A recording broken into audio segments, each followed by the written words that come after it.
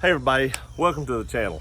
So if you follow me on Instagram, the other day I had this hat on and I actually tagged it, fake it till you make it. You know, and because everybody knows I've been looking for a Jeep and stuff, so I hashtagged it, fake it till you make it. But I want y'all to know, we ain't faking it no more. Boom.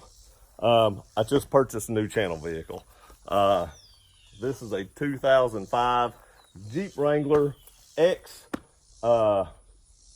And it has a whopping 68,000 miles on it. Found this about 3 days ago, went and looked at it, purchased it that day, and brought it home with me that day. Really like the vehicle, runs really well. Frame's really clean on it. We'll go over some frame stuff and stuff like that in a later video. I'll kind of show y'all what to look for when you're actually looking for a Jeep Wrangler TJ like this one. And the TJ's run, I think, between 98 and 06, I believe it was. And we'll go over why I didn't look at the 07s and up. I did find some 07s in my price range, and we'll go over why I didn't look at that in other videos as well. This is just an introduction video to the vehicle. Like I said, this is a 2005. It had about 67,900 and some miles on it when I bought it. It rolled over 68,000 today, which is very low mileage for this model vehicle. I got lucky. They had like 4,800 miles on a set of tires. It does have the 4.0 inline six, which I believe is probably one of the best engines that Chrysler ever made. You see these vehicles with like 230,000, 300,000 miles on them. It's ridiculous how many miles you see on these 4.0 engines. I mean, it's just crazy. Now, I will say it don't have as much power as like my Tundra or, of course, the Mustang. It does have good low-end torque, but it doesn't have good mid-range and high-end. But it's a Jeep. It wasn't made to race. It was made to climb mountains. This is not a Rubicon. I got some stories about a Rubicon I went and looked at and stuff. I may tell that on a live stream. I may just tell that on a video, which is probably actually what's going to happen. But so it doesn't have lockers or anything like that. We may add that at a later date, because I do plan on eventually putting a lift on this, putting like some 33-inch tires on it, and we're going to be taking this thing off-road. I got some buddies that have some Jeeps, some Jeep Cherokees and some CJs and stuff like that, and we're planning on taking this thing off-road, and that's why I bought it for the channel, to do some off-roading and show y'all guys what we can do. Now, these Jeeps are Legos. Oh my gosh, if you can imagine it, they make it. So that's another reason I did it. And Jeeps are very popular. Everybody loves Jeeps, it seems to be like. So I thought, hey, I looked for 4 months for one of these, and when I found this one, I knew it was the one for me. It's very quiet, it runs very good, it idles very smooth. There's a few minor little things wrong with it. We'll go over that in another vehicle or another video. Nothing major, nothing that's going to leave me stranded or something like that. Just some odds and ends, some quirky things that are annoying me.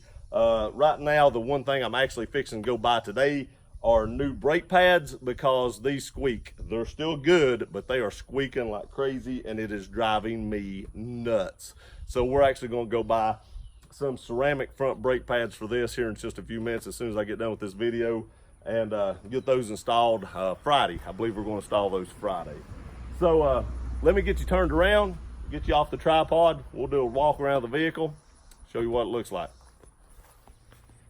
Okay, so here's the front of it. You can see right here, the paint's in pretty good shape overall. I'll show you all the engine here a little bit. That's why they're unhooked. I do want to say there is like some chip paint right here.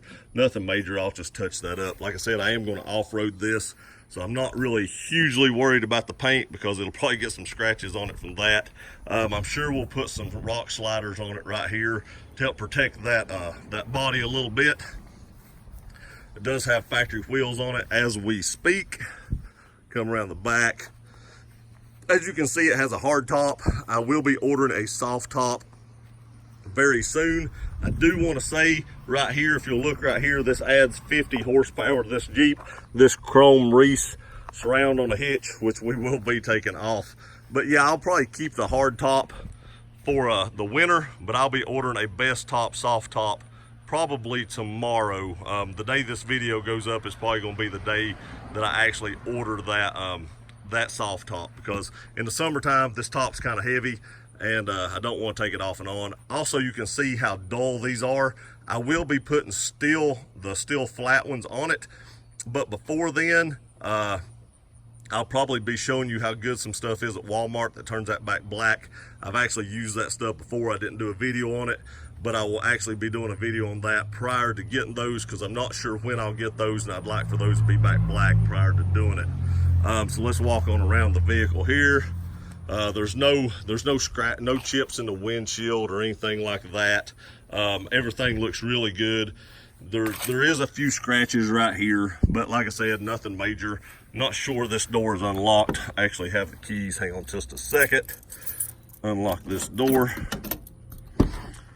The only other scratches are right here. I have no clue how that happened. That's pretty major, but I'll probably just touch that up as well. While we're on this side, let's just go ahead and show you. You can see there's no cracks in the dash. It does have the original radio, which I've already ordered a new radio for it. Here are the seats. I do want to say that it looks like there's a little bit of a stain, like somebody spilled something right there. But overall, I love these seats. They're very comfortable. They're very firm and have a lot of padding in them. You can see they don't have like the detachable headrest here, but they don't have that vinyl around the sides right here. And that always cracks on these Jeeps. That vinyl always cracks. So I was so glad that this Jeep had upgraded seats. In the build sheet, they said they special ordered this with these seats, and I'll never have an issue with that cracking. So let's head around to the driver's side, and we'll show you the rest of it. Okay, so here we are on the driver's side. I do want to say it does have tinted windows, as you can see here. The windows are tinted already. It does not have a front strip across here. That will be coming. I don't know why they didn't do that, but that does block out a lot of sunlight, so I will be doing that. You can see it has aftermarket floor mats, which we may change, but it has the factory floor mats underneath that, and they are brand spanking new. Whoever had this Jeep really took care of this Jeep. So we're inside it now, and like I said, it has the factory radio. We will be replacing that. It does have the automatic transmission. I was in the air about that. I could have went either way, but it does have the automatic transmission, and it had such low mileage that I couldn't pass that up. Of course, it's four-wheel drive. I wouldn't buy a Jeep or a truck that's not. It does have the toolkit here with it. It does have overdrive, the rear windshield wiper for the top, and then of course the defroster for the top. It does have air.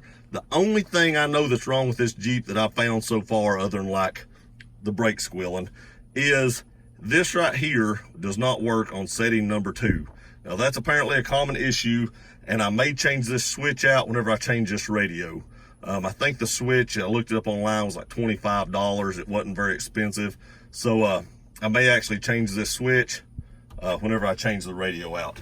So let's move on up here to the instrument panel. And I do want to say, you will notice it does not have any buttons on the steering wheel. This one did not come with cruise control, but I was just glad it had air. And right here's the main thing I bought it for. The steering wheel is actually locked. There we go. 68,009 miles. I mean, that is amazing for an 05. Here's the top on the inside.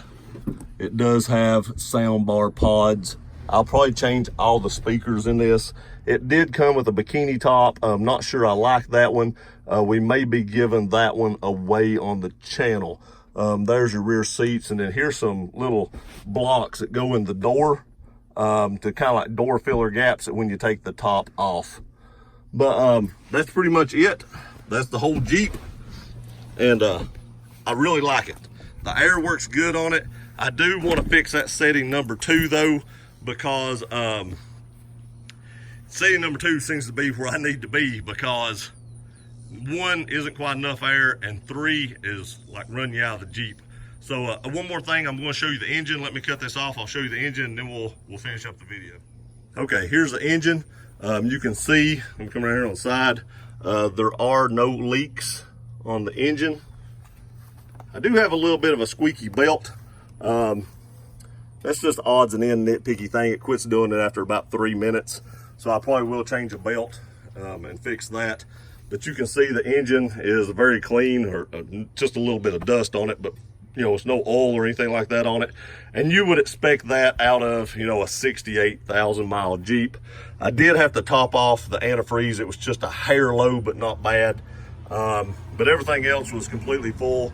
We may put an intake on this. I've been looking at intakes. I do want to say that I will probably not go with an S&B like I got that has the plexiglass cover. The reason for that is I'm going to use this Jeep for what it's intended for. I'm going to take it off-road. And if you've seen the intake cover, the cover that's on mine, it is dusty already just from road driving. I don't even take my truck off-road and it's dusty as crap. It's hard to keep that clean. So I'm actually probably going to get like an air raid intake or something like that that has the open filter, and I'll probably will go with a non-oiled filter for this vehicle. But I will not get the cover on it just because me off-roading it, there's no way you won't even be able to see it anyway with dirt and stuff on it. So I'm not even going to worry about that. Now, the reason some of the lights like here and the ones inside don't work is because there's a fuse inside that you take out when you take the doors off, because there's a little switch right here. And we may go into this further in another video, but this is what turns your dome lights on and off. So whenever you take the doors off, you have to take that fuse out or your lights will stay on. So the fuse is out right now because they were taking the doors off and on. So, you know, like I said, we may do a whole nother video on that. But here is my new to me Jeep Wrangler. Okay, hope y'all like the Jeep. You're gonna see a lot more of it. The truck's still on the channel. I didn't get rid of the truck. The Mustang is still on the channel. I didn't get rid of the Mustang or anything like that. I just decided to buy another vehicle that had a ton of mods that was available for it. I really like the TJ Wranglers. I had a budget, so I couldn't afford a brand new one. But like I said, we'll get into why I didn't buy the 07 to 011 in a separate video and why I chose to go with the TJs. I hope y'all like this because I got to pay it off. So hope y'all like the videos that are coming on it. Don't owe a lot on it, but still got to pay it off. Again, thank y'all for watching this video. Please like, share, and subscribe. Hope you like the Jeep. See you next time.